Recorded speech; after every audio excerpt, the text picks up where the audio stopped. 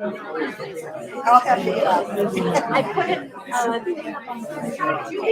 Oh yeah. And one person did respond, and we're gonna make it work. I think it's just that nobody gets on Facebook Live, or they'll get on it and you never see the stuff. So, but even to just get a few people to connect with. Hi everyone, thank you so much for coming out tonight and welcome to Zibby's Bookshop. We have the Secrets of Publishing panel moderated by Susan Shapiro, so they're going to get started. Hi everybody, it's fantastic to be here. Thank you so much for coming out. And I actually see a lot of my students, which is exciting. Some I've only met on Zoom. So people that know me from New York know that my favorite thing to do is to get together the most brilliant, happening agents, editors, and writers I know and pick their brains to find out how they did it. So thanks to Zibby Owens and Sophie Parker and everybody at Zibby's Bookshop tonight for sponsoring us. By the way, what a thrill is with all the bookstores going out of business, they have a brand new bookstore. So I hope everybody supports this bookstore. And if they run out of any books you want, order it. Let's keep it going. And I always say to my students that you're not allowed to buy books at any place that doesn't have book events, because otherwise we'll never have any more book events. So yeah, so let's support such a fantastic. Okay, so I'm going to introduce all these exciting panelists, and then we'll ask questions. So we'll start with BJ. So BJ started out in publishing in New York at Simon & Schuster and Harcourt. And in 1992, she opened BJ Robbins Literary Agency, which is one of California's premier boutique literary agencies where she does fiction and nonfiction and has had tons of bestsellers and prize-winning books. So we're so excited that she could join us. And next to her is Dan Smetanka, who is the editor-in-chief, senior vice president and editorial director of Counterpoint Press, who I have the honor of working with on a book called American Shield that's coming out in November. And next to Dan is Carlyn Greenwald, who's a recent graduate of the New School, and she's the author of the 2023 debut Random House novel, SIZZLE REEL. So excited to have her here with us. And next to me is Zell Williams, who's a screenwriter, award-winning TV writer, who's actually a favorite former student of my husband's from NYU Tisch. He's written for Law & Order, American Soul, Good Trouble, Interview with a Vampire, and his Broadway debut, Diversity, comes out 2023. We're waiting on house. Sorry, 2024. Technical window. Very exciting. Very exciting. And next to me is Dan Lopez, who is also an editor at Counterpoint Books, and he is the author himself of the novel The Show House and the short story collection Part the Hauser Limb the Sea, and he works on fiction and nonfiction that explore the Hispanic Latino experience, and he's actually editing both the Spanish and the English version of American Shield. So, so let's start with everybody. Raise your hand if you have a book in you, if you want to publish a book. Let's see. Okay, so we know who our audience is here. So let's start with BJ. So BJ, as a literary agent, I always explain to my student that with most big publishers, you have to go through a literary agent. You can't just send a book to a publisher on your own. And a lot of people are a little bit confused about when that should happen. So for example, a student will get published in the LA Times or the New York Times or the Washington Post. I'm like, okay, give me your agent's name, give me your agent's email. And I'm like, okay, I think if you have fiction, I think you have to complete a whole novel. And if you have nonfiction, I think you have to complete a whole proposal before you start contacting agents. Is that correct? Technically, yes. You really should have a novel finished. It may not be finished completely, but I think it's a good idea to have it done, and then you can query an agent, and the agent will read it, and then maybe have comments or revisions that they would give to you before they would send it to a publisher. But it should be completed. With nonfiction, Sue's right. You can just have a proposal, and the proposal has to include sample chapters. And I think, especially for a first-time writer, it's good to have as many sample chapters as possible because it's really the writing that's going to sell the book. But sometimes, people have come to me with an idea, and then I say, yes, that's a great idea for nonfiction, and why don't you develop that into a proposal? Or they'll come to me with a finished manuscript, and I'll say, forget the full manuscript, write a proposal. So there's a lot of different ways to do it, but the main thing is you should be ready. You should have all your ducks in a row before you approach an agent. I think a lot of the mistakes I see is that people come to me too soon. They haven't quite gotten there yet. And so I've turned people down who later go on to, publish wonderful books, but I saw them too early. So I think it's a good idea to really, have as many other readers as you can, do as much revision as you can until you can't do anymore and you really feel it's ready. That's the most important thing. Fantastic. Now, Dan, at your level as the head of Counterpoint Books, do you agree that if somebody's going to come to you, you want them to have a completed fictional manuscript or a completed proposal? And you also have an interesting theory about memoir, because some people think you could do memoir on a proposal, but you would prefer to see the whole manuscript. Usually. Again, all of the material that we're getting at Counterpoint is through agents. We don't have unagented material. We don't have that. So I should note that. I also want to echo what BJ said, in that I think a lot of new and emerging writers try to rush into this process with material that isn't quite ready yet. So have your writing groups, get those second reads, read your stuff out loud to yourself. You'll catch most of your mistakes. All of this is because the sad truth is there's so much material that agents and us publishers are seeing on a daily, weekly basis that you're only read once. So if you have a novel that wasn't quite ready, even if you get an agent, if you get it to publishers, and they turn it down, if you have a great idea that, no, I need to revise this, and you come back to us 6 months later, chances are we will have moved on, and we won't be able to kind of do that submission the second time. In cases of memoir, now every time I will tell you a sentence, we're going to hear tomorrow that somebody got a book deal based on a cocktail napkin, and you'll go, boy, that guy didn't know what he was talking about. But for the most part, the memoir that we are reading and that is submitted to us and that we're acquiring is on the basis of a full manuscript. Memoir is very much like fiction in that way. You need to give an agent and eventually a publisher an idea of what the full story is. For new and emerging writers, that's best done with a full manuscript. There have been few and far between moments when we have acquired on the basis of a proposal, and each of those projects had extra difficulties because the writer wasn't ready, didn't know their full story. Cool. Now, Carlyn, I remember we've been family friends for forever, and I remember at 13 you were writing whole book projects, and Carlyn recently got her MFA at the New School. So when it came to selling this book, did you send your agent this book and have a full completed manuscript and say, I'm looking for representation? Or did you show them different material and take their feedback for SIZZLE REEL? So I've had representation since I think it was 2018, and I got into a whole different book. We had tried to sell it to publishers. The market just wasn't good at the time for it, so I just wrote another book. I was writing thrillers at the time, and I was like, oh, I have this idea for a rom-com, let's try it out. So I wrote this whole book, and then I did go to my agent and was like, I think it was around 2021. I was like, do you want to go out with this one? And she was like, sure. She read it, she gave me notes. I took the feedback, incorporated it, and then we finally, I think it took a couple months going back and forth. When it was ready, we sent it out to, I think it was like a dozen publishers, something like that. And then we had an offer within like a month and a half. For Random House? Yeah. How did that feel? Amazing. It was a long journey. I mean, I've been writing, like she said, when I was like 13. So it's been a really long dream. So that was just really cool to finally have it come. And how did you get 2 books all of a sudden? How did you get Sean Hayes? Oh, so that was just I told my agent, when I first gotten her. So I actually switched agents. This was around, I think it was 2019.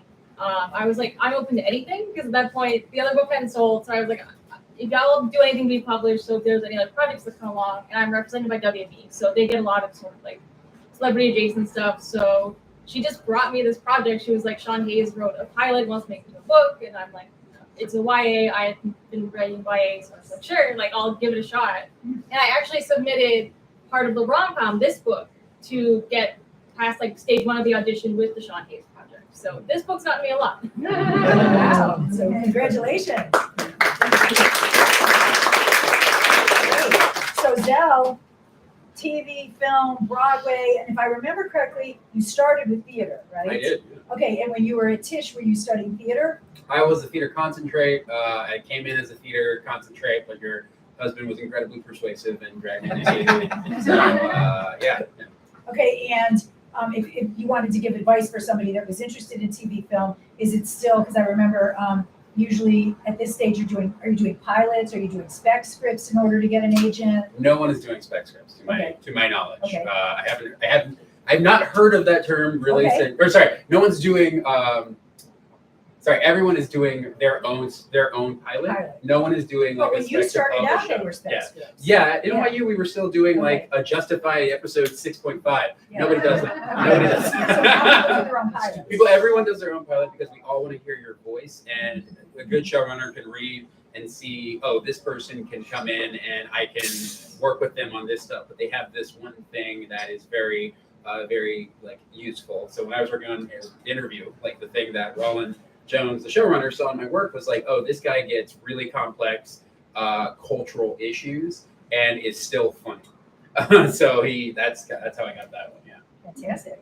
Great. And so Dan, you're in an interesting position because you're an editor helping other people, but you're also writing yourself. Correct. So when you started writing on the short story collection, for example, it seems like a good way to start with poetry and fiction and even an essay collection is to just start publishing. So is that how you got rolling? A little bit. When I was coming up on the creative side, writing my own material, I was living in New York at the time and I was doing a lot of events. So you'll notice that book is not very long and all the stories in there are about 10 to 15 pages long, mostly because I was writing to like a 10 to 15 minute slot at like an event. And you meet a lot of people that way. Some of them were published. Actually, a good number of those were published in small places here and there.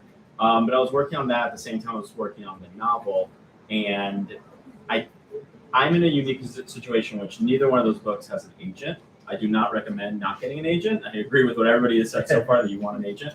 But it just so happened that the first book is from a micro press and the second book is from a local press here that at the time was much smaller than they are now. And so I kind of just had connections through other places in my life that got me to those publishers. But yes, that was kind of the way I got into it. And it was a good journey. It was a good way to learn the craft and learn what people respond to, especially with the short story collection because you were doing it live. And that book went on to get nominated for Lambda Literary Award. It did not win, Nice. but I was nominated, so it was still nice to see. Fantastic. Okay, so let's hear some advice because as you saw, a lot of people here want to, my students, we work on getting in newspapers and magazines, and actually, for some reason, the LA people are all getting into like the New York Times and the Washington Post and the LA Times. So, and then a lot of people want to branch out into books. So what kind of advice do you give to people that are just starting out? So because I teach and because I have this writing group, I always say writing groups are a great way to do it. And can you take a class with a teacher you admire or who's writing the kind of material that you want or might connect you? BJ, what do you say to writers? Is there any advice that you give? Because obviously you can't just sit in a room and write a book and email it at 3 a.m. and I think that being in a writing group is a really great thing. If I've had some weird experiences with writers that I represent in writing groups. Just to give an example, a client of mine she wrote a novel. I gave her some notes. She sent it back to me, and it was like, what happened to this book? All the humor was gone. The secondary character, it was like front and center. It was dark. It was like, what happened? She goes, oh, my writing group told me to do that. And I said, do me a favor, revise the book again, and don't share it with your writing group. So it's a double-edged sword. You have to have people you trust, whose opinions you trust. You have to be able to filter out the advice they give you that you know isn't right for you, and that's fine. As an editor, I was an editor before I became an agent. I do a lot of editing now. I don't expect the writer to agree with every single thing I tell them. It's okay as a writer to say no. I want to do it this way. You can't say that to everything. You have to be willing to make adjustments. But I think it's getting a lot, and also finding, as you said, a second reader, somebody, people that you trust. It's probably better not to have a relative do not be that person because you may not get the kind of feedback you need. It's good to get some, constructive criticism. It's really helpful.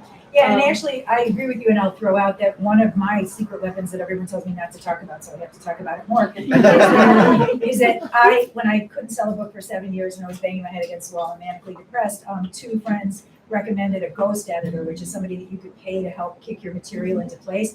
And the person that helped me the most, she was a former Doubleday editor for 20 years. So I realized the mistake I was making with my writing group and with other people was I had brilliant poets and fiction writers, but I was trying to write a commercial, it's 5 Minute Broke My Heart, I was trying to write like a commercial memoir. And the minute that I started working with an editor at Doubleday who did women's nonfiction, she knew the market. So I absolutely agree that you have to be really careful who you're going to listen to. And if anybody wants to take the card and have me recommend, there's certain ghost editors I love that I recommend all the time, but I recommend you do somebody who is recently either literary agent or book editor who has sold books that are really similar. So I do agree that could be a problem if you're not careful. Right. Yeah. And so Dan, what advice do you give to, I know that you work with a lot of literary novelists and memoirists. What kind of advice do you give? Nothing comes to mind. No. A couple things.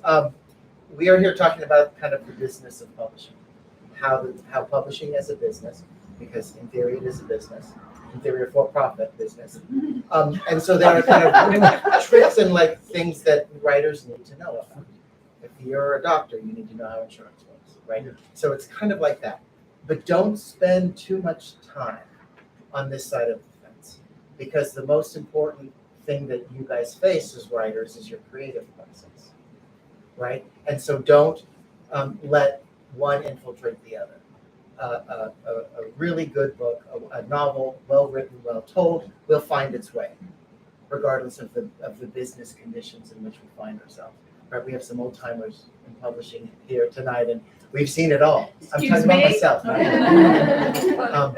Do you know what I mean? And so you can become a little bit so focused on the business side and how you approach it. All those things are important.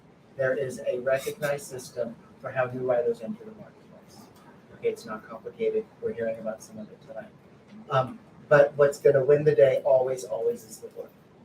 It's you as a writer telling your story in the best way that you can and giving yourself the time to develop your own voice, because that is what every agent and publisher is looking for. Cool. So, fantastic.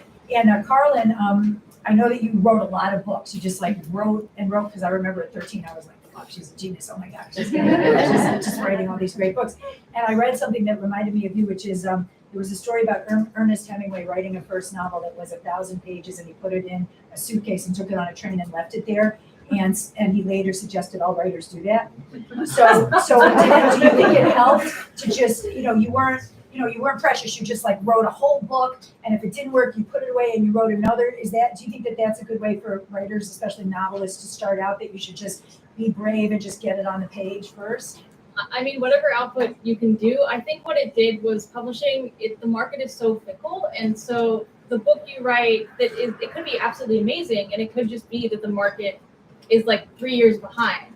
So for me, it just made it so I wasn't as precious about the books. It was easier to move on when those hurdles would come. So I'd write a book, I found something that I loved about it, I would try my best to get it out in the world. If it didn't go, then I was like, okay, I have this other book, I also love this one. You find something to love in every single one, and then you just keep going, and then eventually I just say, it's luck, it's talent, and it's time.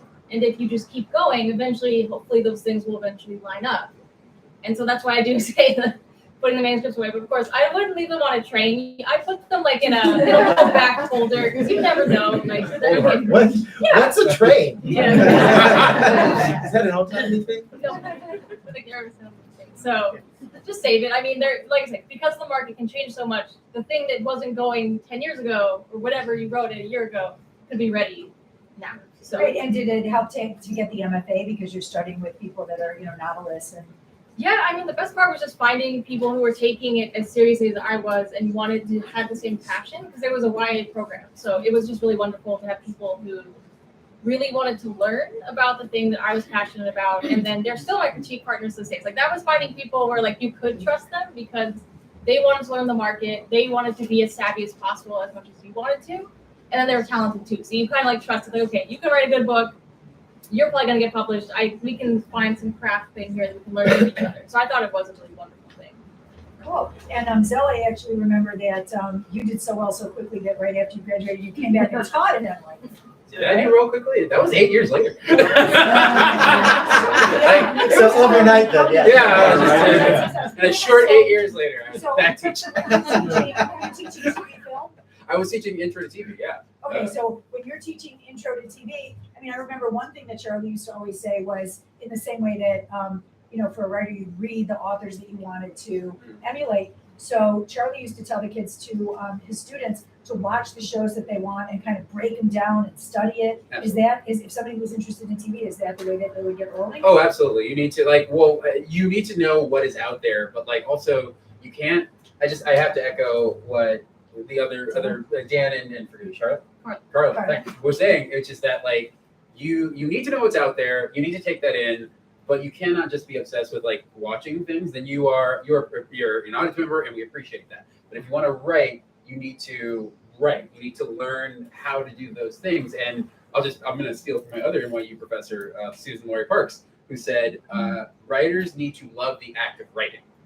There is a desire to have an audience see your stuff and to sell your stuff, and maybe let your writing be the thing that gets you through life and pays your bills. But if you don't actually like writing, you will never be happy. And this is it's hard enough to be happy as it is generally in the world, but doing this as a thing is so brutal on your soul if you don't actually just sitting down and telling a story and writing it out, because again, you'll have that thing in you and the world might not be ready for it. If I tell you guys, there's a great movie about a mother who has to fight her way out of a government building to stop her daughter from killing all of creation. That sounds insane. That is the basis of Everything Everywhere All at Once. That's it. That's at the core of it. And we don't think about it that way because it's such a great story. It's such an impassioned story that you haven't seen before, that is so new, that is that speaks to something core inside of you that you just have to kind of tell. And so I think if you don't love doing that, even if the world doesn't love to see it, even if the world hasn't seen that, I love this movie so much. I haven't seen anything. I think about it all the time because I haven't seen anything like that. And that's just what you have to be committed to doing, even if the world isn't paying attention to that kind of thing. Yeah, I once had a teacher say to me, if there's anything else in the world you could do, go do it. Now, when you were doing theater plays, is it similar that you should go see plays or read plays that you like? Yeah, Okay. I'm a thief. Like Susan Laurie, I didn't realize you could write about Black people today until I went to, and forgive me, a Barnes and Nobles across the street from the junior college that I was going to in Stockton, California, and I saw this play, and I opened it up, and it has Mos Def in the cover, and Don Cheadle, who Mos Def is one of my favorite rappers. Don Cheadle was one of my favorite actors. I was sort of studying acting, but I really didn't like it. And I read this play, and it finally clicks to me. It's like, oh, I live in Stockton, California. I'm not in New York. I'm not seeing that kind of culture come to me all the time. And if it had not been for that woman and that brilliance, I would never have had the audacity to think my story needed to be told. And that's her problem now, because she had to teach me for that year. But yeah, you absolutely need to know what is out there, but you do not need to be beholden to it. You should understand what's out there. Even when you are writing something that you haven't seen out there, it doesn't mean it's right. And to steal from an author, oh God, what's my brain? A Story of 7 Killings. I'm forgetting his name, but he won the Pulitzer Prize like 3 years ago. It's a whole book written in Jamaican patois. It's an amazing book. Marlon James, thank you. He did a book conversation with my homie Tochi, and he said that his book was rejected 78 times. So he wrote that thing and submitted it 78 times, and he basically came to the realization people can be wrong 78 times. So you just have to, that's the thing you have to do. Don't worry about the agents. Don't worry about the publishers. If you keep writing, no one can promise you anything will happen, but I guarantee you that you will be a writer, which is the thing you set out to be. So. Cool. So Dan, did you feel the same way about short stories? Were you reading a lot of short stories, and were you following novelists that you admired when you were writing your projects? Yeah, absolutely. I think one of the key things that we don't reflect on enough is that life is big. There's a lot going on in your life, and I do agree with what everybody's saying, that do your research. I'm a big believer, and you have to be ready to seize the moment when the moment presents itself. but you can't force the moment. So do your writing and just kind of, you wait. Life is big. Like, you do other things. Like, maybe, when I was writing the short stories, I worked on a boat. That's why a lot of those stories took place on boats. When I was writing the novel, I was missing Florida. That's why it takes place in Florida, where I grew up. So, like, you just kind of live your life and you let all those experiences influence you. And yeah, you study the craft along the way because you have to be prepared. But when, like, the moment strikes, the stars line up, like we were talking about earlier, then you can kind of take advantage of it. And then you don't feel so beholden to the outcome. Because it's important, especially in this career, that unless you're a Marlon James or unless you're someone who's like very successful, chances are your book's going to come out, people are going to like talk about it for a hot minute, and it's going to go away. And at the end of the day, what you have in the book is what you have in the book. You did it because you wanted to do it, and you believed in it, and that was your voice, and that was your vision, and you put it out there in the world. Short of that, there's nothing really you can control.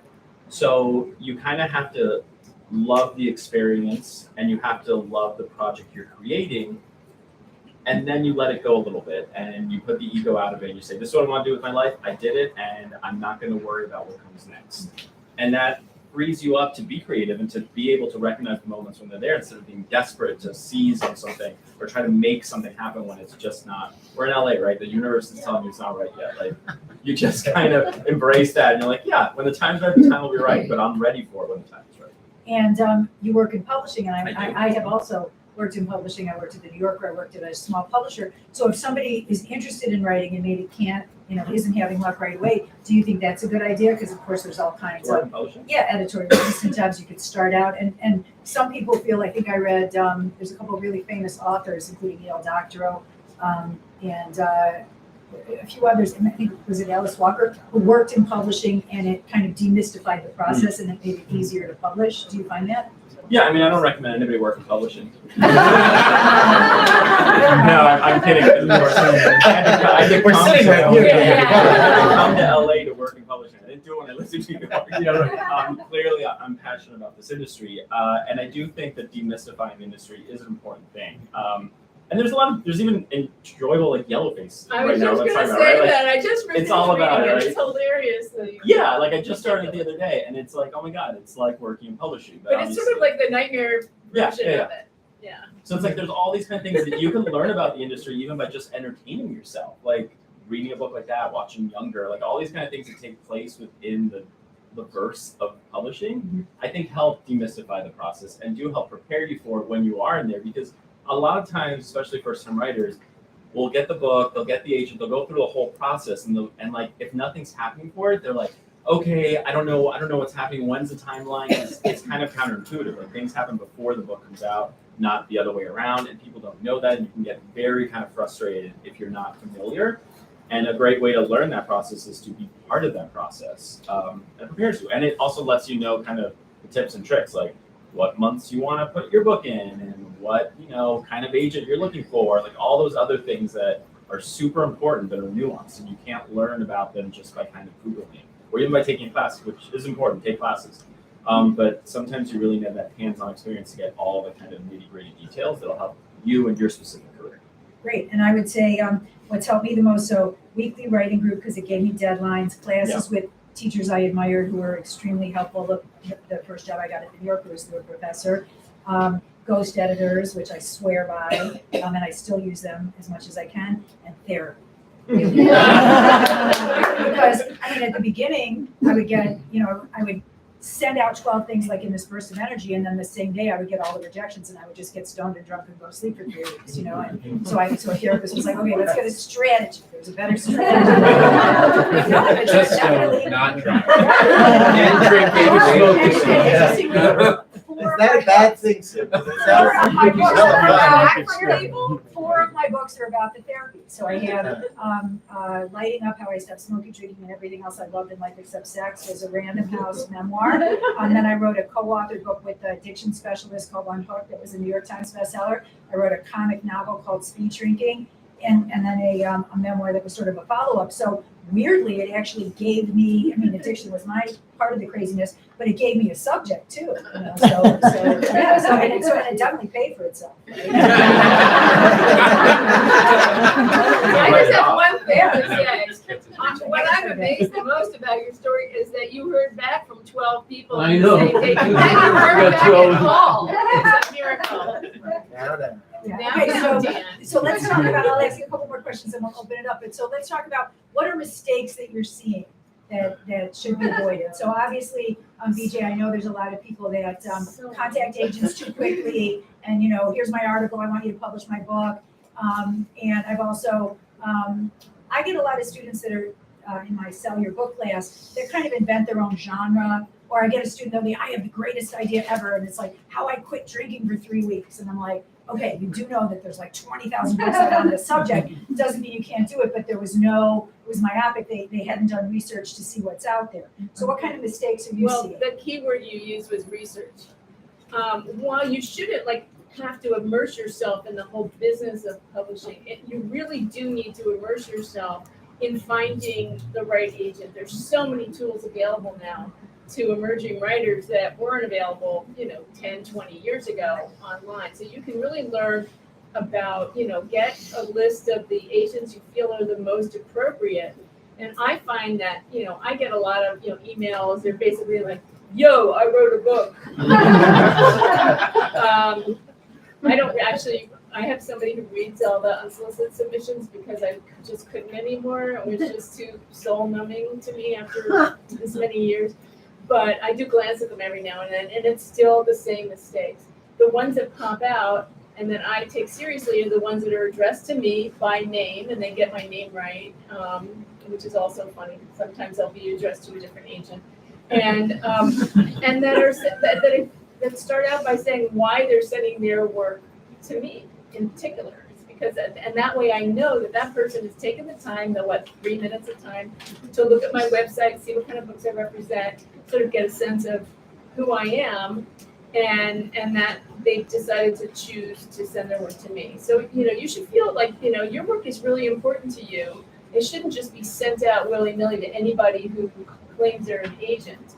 It should be to people you've targeted, and you can make multiple lists. You have your, A list of however many you want on that, and then if that doesn't work, continue moving along. But make sure each time that you're addressing that specific agent and addressing why there should be some connection between your work and what the agent represents. I see a lot of stuff that's just completely inappropriate for me, and it's just a waste of everybody's time. Do you have submission guidelines on your website? I do. I have very specific submission guidelines. I mean, I'm not a complete stickler for them. I mean, if somebody doesn't include the exact amount of whatever I've asked for or something, I'm not going to say, well, no, you are, cross them off the list. But yeah, I think almost every agent has submission guidelines, and every agent's guidelines might be different. So that's why it's really important to read and take in what each agent wants to see. Great. And Dan, as you said, you're mostly getting the manuscripts now from agents. Right. But what kind of mistakes are you seeing? Are you also seeing projects that are being rushed or they're not quite ready? Yes, yeah, I would say, just to kind of go off of what you were saying, going to the wrong people for help. I think that's a big part of the traffic, right? That everyone complains, publishing takes so long to get a response from agents, from publishers, blah, blah, blah. Usually because you're going to the wrong people, to the wrong agents. Every agency has submission guidelines, and they tell you what they represent. So if you have a cookbook, don't go to an agent whose website says I don't do cookbooks. You'd be surprised how much that happens, and that contributes to the traffic that we all have to deal with. And secondly, it would be that we're seeing material too soon, even agented material, where you're just like, oh, just a couple more passes and a little bit of time might have really made the difference between a yes and a no.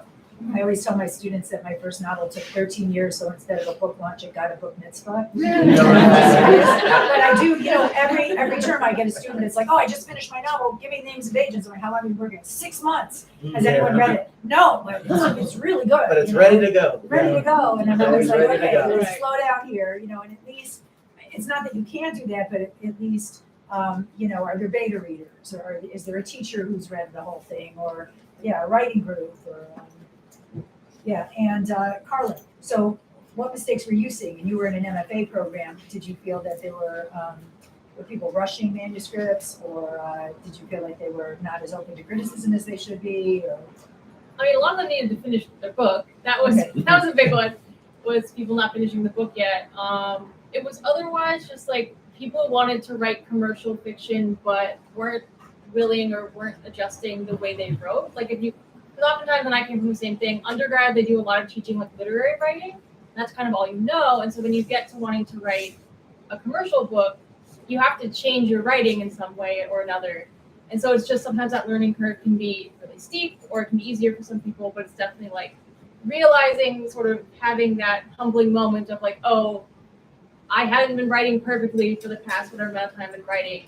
I might have to adjust it in order to sort of fit the marketplace that I'm trying to get into. And also, I know you were into YA and MG, and then this book is kind of like a contemporary rom-com. Yeah. So were you studying the different genres? Oh, for sure. And so when I wrote I was reading rom-coms, like in ones that are published like within the years that I wasn't, you read old ones, but you also have to really read within the last currently to 3 years ago to really know what the market is now, to sort of get a sense of what you sort of need to have in.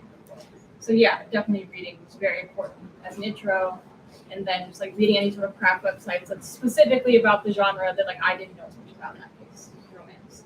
Cool. And Zell, both as a writer and as a teacher, what kind of mistakes are you seeing with not only theater but TV, film? Theater's everything's in a rough place right now.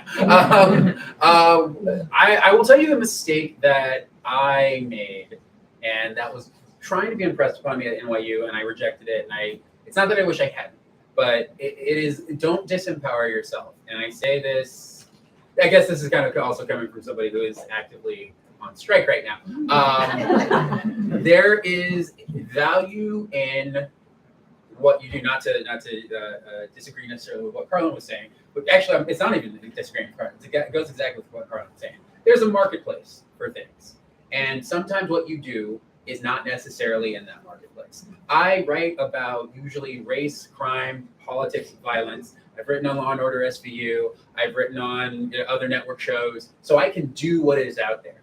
I would rather do shows that challenge the narrative around those things, but I have an understanding of what the commercial market is, and I have an understanding of the thing that I want to do is. If those things are two separate things, that is beautiful. That's great. But the thing I rejected when I was back at NYU, and this is what they were obsessed with web series. They wanted all of us to make a web series, and I was like, I am a playwright, and I am going to get a Pulitzer, and if I do TV, I will only do that. Blah blah blah blah. I wish I had taken that advice, because just making those things teaches you so much. If you have to produce even a short version of whatever it is you do, whether that is writing or publishing in novels, it's like a Substack or something, or whether it is making a web series, you're gonna learn you're gonna learn how to talk to people.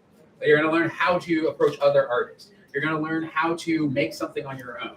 If it's bad, you're gonna see it's bad, and you're gonna be better the next time you do it. You're gonna learn, in the case of again TV and film, you're gonna learn maybe how to pick up a camera. If you don't learn how to pick up a camera, you're gonna learn how to talk to people who know how to do that kind of thing. You're gonna learn how to budget. You're gonna learn how to then talk to those things. I have friends who send things to shorts all of the time, and when I was younger, I was like, oh, I don't know if I want to do that. Now one of them sent a short and was at Tribeca, and it can be a stepping stone. So the thing I want to impress, the mistake I made is disempowering myself by not just taking the leap on my own. If there is the perfect version of what we want to do is having it on a shelf where it's lovely and somebody's going to talk about it, about how they love. This happens after that happens. So just accept that has to happen first. Any way you can. And we live, again, talking about access, we live at a time where this thing has 4 freaking K and can shoot. And if you buy a gimbal for less than $100, you can now shoot Steadicam. It's amazing. Yeah. Cool. No, and I agree with you completely. And I'll tell you one of the chapters of Book Bible it's called Genre Fluidity. And I have an author co-authored 18 books in 8 different genres, and I used to fear that made me sort of a literary dabbler, and it turns out because if you do a book in one genre and it doesn't do well, then nobody wants to buy your next one. But if you switch, then sometimes you get a new start. But anyway, but one of the things I talk about is called genre fluidity, which is that sometimes I'll do a project, I'm madly in love with it, it's not working, it's not fitting into, it's not selling, And then a ghost editor or an editor agent who I like will say, what if you're willing to switch it? So for example, I started out with fiction and I had a colleague just said, you have no imagination whatsoever, stop writing fiction. And they were right, and they were right, they were right. And I tried nonfiction and I had much better luck. Then I tried a memoir, and it wasn't working, co-authored memoir. And another ghost editor said, try self-help, because you could still do first person, but you can make more takeaway, less backstory, more takeaway. And that became a New York Times bestseller. So it's become like a funny thing with me where I start a book and then if it doesn't sell or do well, I'm very open to other criticism, and I absolutely 100% am willing to compromise. And I don't think it makes it a lesser thing. Sometimes it allows it to breathe. It allows it to be alive. So we talk about that a lot in classes that, you know, just for an example, someone's writing a novel and they're not having a memoir and they're not having luck with it. Well, if the protagonist is 14 or 15 or 16, could it be a YA book or an MG book, and there might be a bigger market for them. So I definitely think keeping the market in mind is smart. So when you're working with authors, because I think you work with fiction and nonfiction, so what kind of mistakes are you seeing? I would say, like, I agree with what everybody has said in terms of the big picture stuff, but when it comes to a specific project, I would say balance is really important. Like, some authors either don't want to do enough or they want to do too much. And I'm not talking about the work itself, like creating the book, like that everyone's all hands on, you're working really intimately, all that. I'm talking about like all the kind of stuff that go from taking the story into a product. So a lot of people will be like, well, I don't know any other authors, so I'm not going to help find blurbs, for instance. Or other authors will be like, oh, I want to make sure I know exactly what color to use on the back panel of the hardcover because I once took a design class and I feel like I'm an expert. And it's like, people have different expertises and every author is different and they all can bring different things beyond just the writing to the table. But it's kind of knowing where your own core competency is and tailoring that to the project at hand. And when your editor or your publisher is asking you for assistance on something, it's because they see a value there, not because they're trying to offload work on you. And vice versa, if they're like not specifically soliciting advice on stuff, it's probably because some professional in this industry has a better idea of how to do that than whatever the author. And I sound like I'm beating up on authors. Most authors, like 90% of them are all great, and they're like there for what they need to be there for, and they're very game to do it however it needs to get done.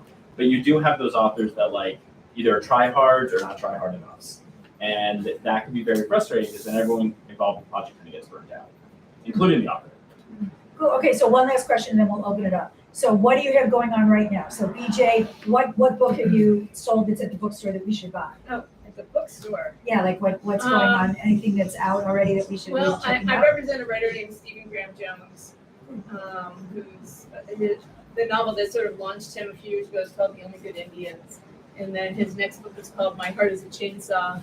And the second in that trilogy, My Heart is a Chainsaw, Don't Fear the Reaper, is out now. And what makes this funny is that he's a horror writer, and I never in my life ever thought I would ever represent horror. So that goes to the fluidity of whatever. I mean, he's really a literary writer. He's an amazing writer.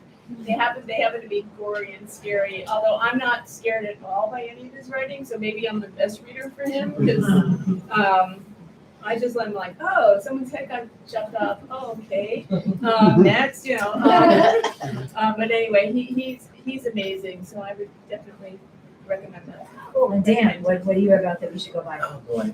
In May, we published one of my favorite debut novels of the year called You Are Here by Carlyn Greenwald. It's about the community surrounding a dying shopping mall in upstate New York and how they deal with that. And it's really about how we connect to ourselves, to each other, and to our community. Beautiful, great debut.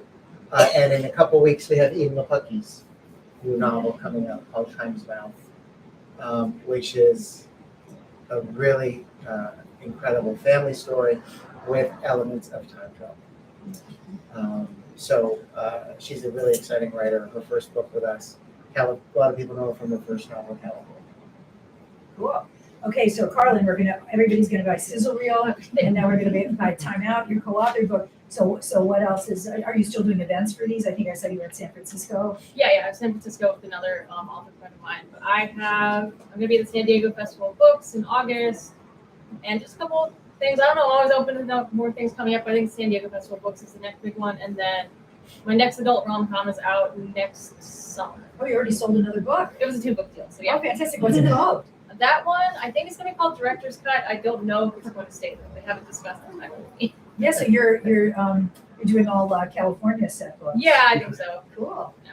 Very cool. So Zell, Broadway. Diversity. All Keep your right. ear to the ground because Yes. it's not.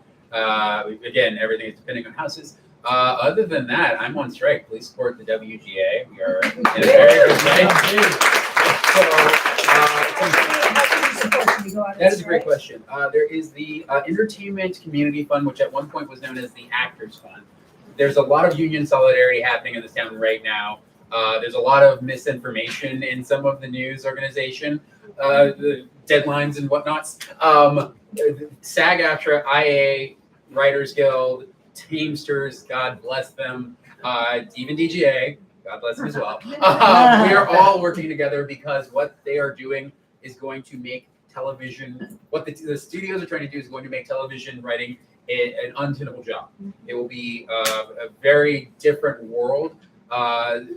Without going into way too much to it, because I'm always on a picket line. Go, if you would like to come and join us, you can join a picket line. You can donate to the Entertainment Community Fund. You can go to WGA Strike for more information. Also, tomorrow, SAG-AFTRA is going to announce whether or not they're going to go on strike. And if the actors go on strike, everything's done. Everything is done. So pay attention to that. And yeah. Cool, Dan. So aside from I know that we're driving you crazy with American Shield and both English No, and, it's very and exciting. Spanish Very exciting. coming out in November. What else do you have? Yeah, out? yeah. Of course, pre-order American Shield. It comes out in November, in Spanish, December. You want to read it in Spanish as well. But I would always recommend a book that came out and that's near and dear in my heart. Came out in January called The Chinese Group by Catherine Ma.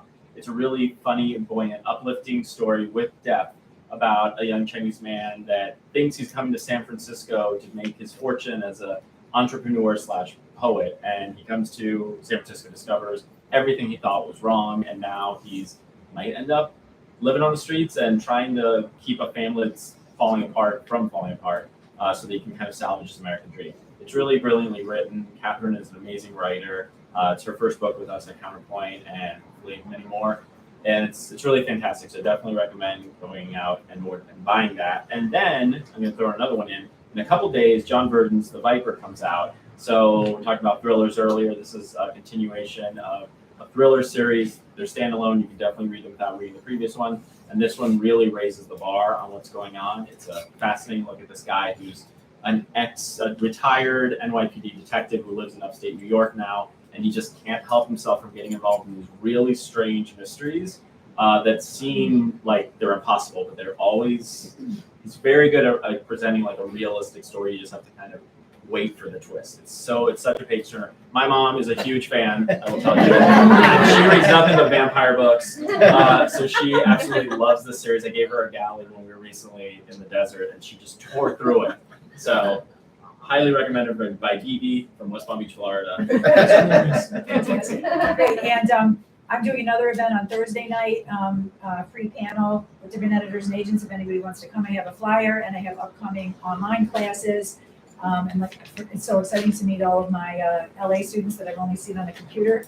So, and again, wanted to thank Zibby's Bookstore and Sophie, and you guys support this fantastic bookstore.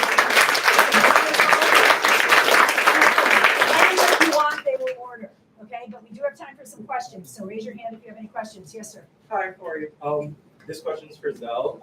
It's twofold. One, I wanted to express a specific solidarity with you in that I feel like we both discovered Top Dog Underdog in our college acting careers. Yeah. So Really good. Get ready. It's great. it's incredible. My question is, I mean, it's pointed at you, but I feel like anyone can answer this. I feel like there is a heavy focus on writing through the lens of academia and achieving writing careers or jobs specifically after, following that inroad of college, MFA, et cetera, et cetera. Is there any sort of advice or tips or tricks that you would have for someone outside of that system who's just as passionate about maybe landing a career in that space? Again, all of my advice is going to be dramatic writing focused because I'm not living your world. Forgive me. I'm not going to give advice for that. What we do is called the humanities for a reason. You know how to tell a story. Everybody knows how to tell a story. Everybody knows what they don't like. So while I do have one of those lovely MFAs that I got from wonderful people, like her husband, I don't think you necessarily need it. It definitely. I had been a playwright for 9 years. I think I've been a playwright in the Bay Area in college, and then a little professionally after college. I lived in Chicago, producing my own play readings and working in theaters on the administrative side before I went to New York. I did all of that before I got an MFA in writing. My undergrad degree was in theater arts, but that was more kind of historical. I don't think you need it necessarily. There are, in fact, I'll be honest, like this day and age has kind of changed where it used to be being a playwright was kind of seen as a negative to real TV writers, quote unquote, because they were PAs or they were somebody's assistant who came in and did that. And those are great. That's awesome. Do those jobs. That's a kind of another way to get in that I think is probably maybe it's not. I won't say necessarily smarter. I'm fine, but like it allows you to work harder than you have ever worked. Unfortunately, not with the income that you should receive. But again, back to that solidarity. That's the thing that I would pay attention to next year's IATSE negotiations. I think that might change. You don't have to go to school to do this. And I'll just throw out that I have hundreds of students that have published books, and most of them do not have MFAs. You know, so it's about the writing itself.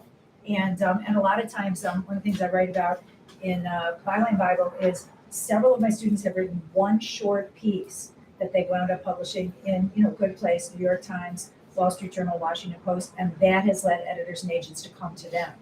And it's happened a lot, and it has nothing to do with, a lot of them, some of them haven't even finished undergrad, but if you could tell a great story and get it in the LA Times or the New York Times or the Washington Post, that's a great way to start. And you don't need anyone to do that. Good, other questions? Hi, Yvonne. Well, Nice to meet you in person. It is so great to see you, Sue, and I can absolutely attest that she says write a short piece and then you can get a lot of buzz from that. And you have published many. Well, thank you. For her memoir, she's working on a fantastic memoir. Say the title. Thank you. Say the title. I talked to my mother in the clouds. I talked to my mother Yes. in the clouds. Very beautiful memoir about adoption and mental health. Right. Yeah. And so, I've written short pieces. I had one post piece that went viral, was read by over 1.5 million people.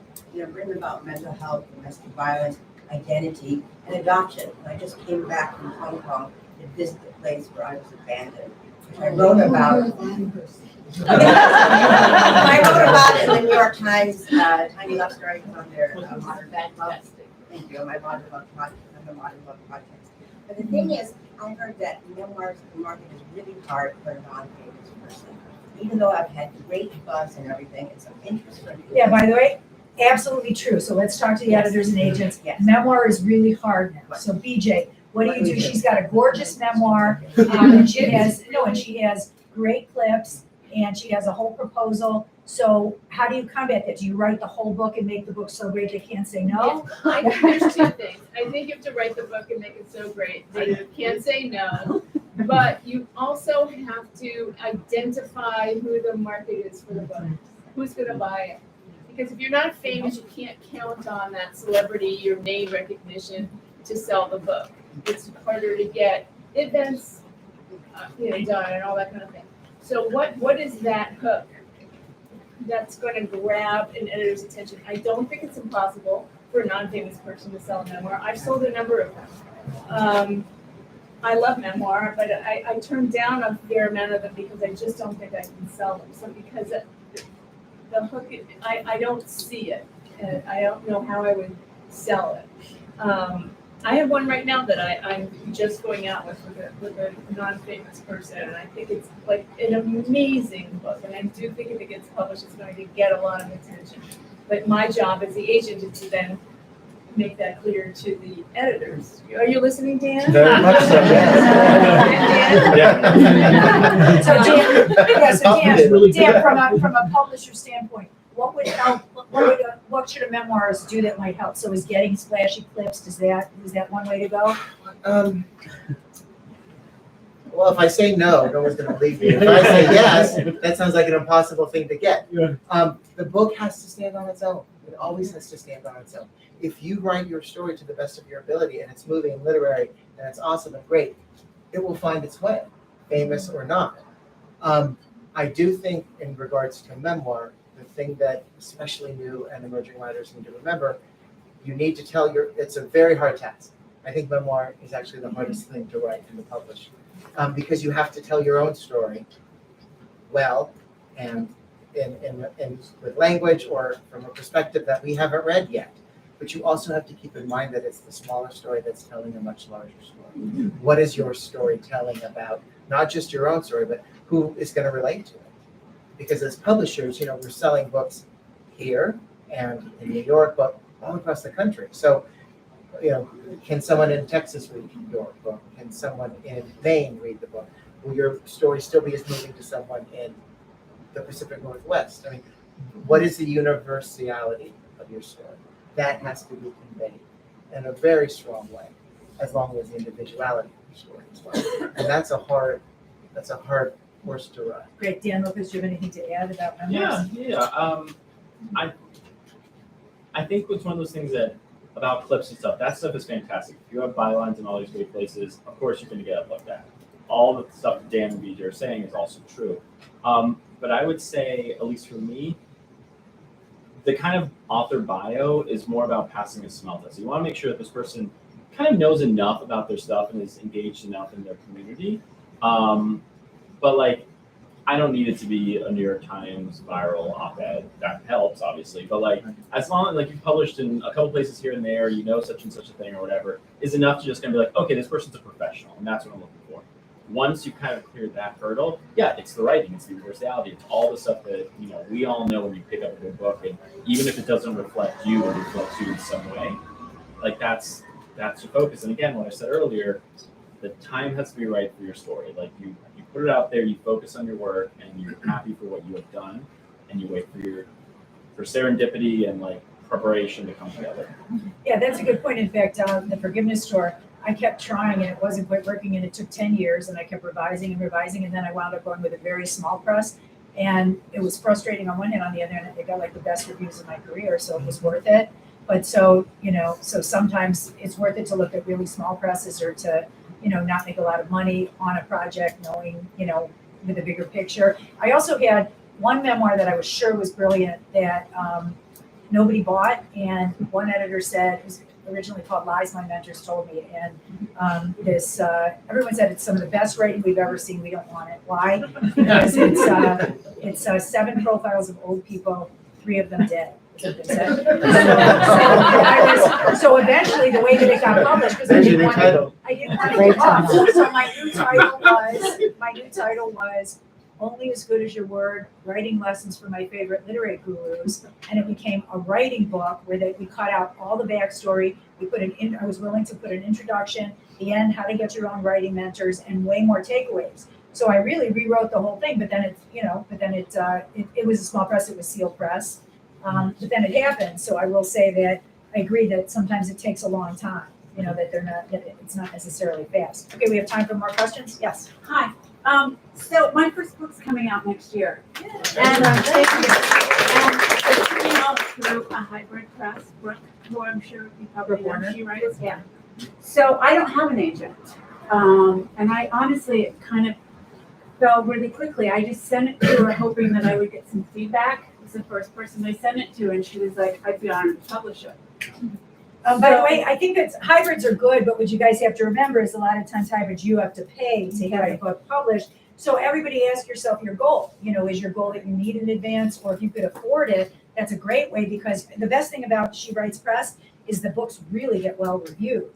So I've seen a lot of She Writes Press that are reviewed in the New York Times and the Washington Post, and I think that could really help you. And if it sells well, I think then it's easy to switch to a mainstream press if you want that. So that's what I was curious about, is how do you guys feel about somebody who does come with something, who has a book out there from somebody like She Writes Press, or do you go after and want to represent somebody like that? Well, if the book did well, you might, right? Yeah. It's all about your next project. And is it something that would attract a larger house? I mean, it really, without reading a word of it, I can't really answer that. But it's really about the book itself. I would like to just add one thing about hybrid houses. I do know she writes, and I know Brooke, and she's great. And I've worked with a hybrid press for a client of mine called Post Hill Press, and they don't pay it in advance, but you, as the author, don't have to pay for any of the manufacture of the book. They take on all those costs, and then once they've earned those out, share the profits with you. So it's a different business model. There are some hybrid houses or places that call themselves hybrid houses that are really sketchy. So if you're going to go that route, do really read up on them and find out that they're legit, because I hate to see how writers are scammed so often. It's really heartbreaking.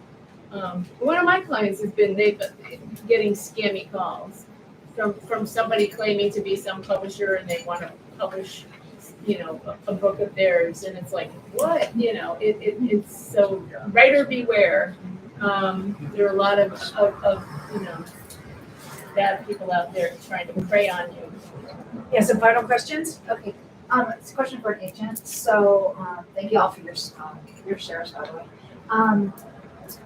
How important is it when you are sending in a book that you have like a big social media presence? I was curious about that. I mean, I'm decent, but it's not, I'm not viral or anything like that. So how does that play into no matter how great the story is? I personally am not in that business of like caring that much about social media presence. I think there are some, other agents or, editors out there, publishers who care a lot. I think it's good if you have a healthy, good social media presence. It's like getting published in a publication. Right. It's just something that you can add to your resume that says, oh, okay, so people know who this writer is, and that's a potential audience. I am always looking for, well, who's the audience for this book? And that's my question. Like, I have a specific sort of genre that I write in, so I didn't know that would be helpful. Well, it depends. If the genre you write in has nothing to do with your social media presence, because a lot of people, let's say on Instagram, have like a certain book that they have, and they stick to that. And your book is completely different, it may not really help as much. I don't know. I don't think it's bad. It can really help though. Nilu, my former student, Nilu, you just published a great book by Penguin, and didn't it start with a big social media? Tell us a little bit if you don't mind. I think it just, because all the clips that I had, which were greatly because of Sue, were very old, because I just hadn't been writing for several years, and I started my own company. So I think because I had a company and like a social media background, then it was easier for me to get. And tell me the name of the book again. The Art of Sacred Smoke. The Art of Sacred Smoke, and how many Instagram, I think it was Instagram that you were really big on, right? I mean, I'm not even that big. But how many followers? Maybe like 27,000 followers. Okay, but 27,000 followers, and it was about your book. Yeah. It was about the ancient art, so that, but by the way, but then it's a good thing to think about. You don't need it, but it's helpful. Yeah, but that was great. And how did you build it? Like, did you just start it yourself? I did. I think Instagram was different when I started in 2017. I don't know if I would have been able, the engagement is very different. So I think I have products in a lot of stores like Whole Foods and Russian and stuff. I think it helps when you have a brand, then it brings people to your, whoever buys the products, it brings people to your social media. So I think this is a good thought for Cool, good to see you. Yeah, yes. Yes, simple question for Dan. Dan, you mentioned there are some good months to send manuscripts. Which months? Oh, the 13th month is always the best. No, not months to submit. It's more when you get to the point, and this is all very nitpicky, it's going to depend on your genre, a million caveats. But like when the book is being published, so once you're all ready through that process, there are some months that work better for some books, and this is a fluid thing. So it's just one of those things that, this was, I think, in regards to the question about working and publishing, the things you learn. When you're within the world, you kind of learn those little nuanced things that are, good to have. They're like little bonuses, like a +5 if you're playing a video game. It's not like gonna make or break, but it's gonna give you that little extra insight that might help on the edges a little bit. Cool, any final questions? Yes. BJ, I'm interested in querying you. So first I will study your manuscript wish list thoroughly. And if it seems we're a fit, would you like to be addressed as Dear BJ? Or, oh, that, and is there a way you would suggest we avoid the email slush pile referencing this meeting or any other thing? Yeah, that's a good idea. It's not really a slush pile. I mean, every single submission gets looked at that comes in to my office. But to set yourself apart, you could say, we met at Zibby's Bookshop, that kind of thing. And that way it will, immediately be flagged and I would look at it. But, yeah, that's always a good idea. If you've met somebody, it's always a good idea to reference that you've met them, heard them speak, that kind of thing, at any kind of talk like this, event, conference, whatever. Set yourself apart. Because really, it's just since the advent of email, that back in the day it used to be, query letters and they, I would have like stacks of them. Now it's just this, like, they come in the middle of the night. They come in from foreign countries in foreign languages on every holiday, you name it. It's just this never-ending kind of wheel of queries that come in. And so it does get overwhelming. As a result, I should say, I decided a few years ago to put an auto response on my email so that I'm letting the querier know that I have received it and that you'll hear back from me if I'm interested in pursuing it, because I cannot possibly answer each email individually. It's just impossible. Okay, Good. Any thank you. final questions? Thank you. Okay, so, by the way, if anybody has any more questions, you can grab one of my cards, and it's propsue123@gmail.com if anybody wants a recommendation for ghost editors or anything like that. I'd be happy to help you. And I just want to go through our panelists again and thank them so much. So Agent BJ Robbins, thank you. It was fantastic.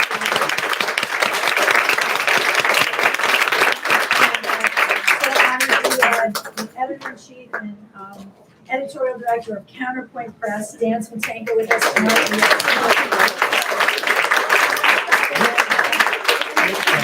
And everybody, let's buy out SIZZLE REEL, Carlyn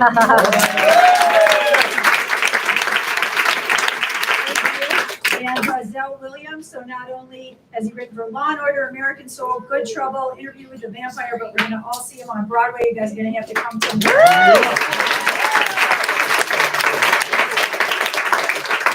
Dan Lopez. Not only is he a great editor at Counterpoint Press, but he also has 2 books that you could buy.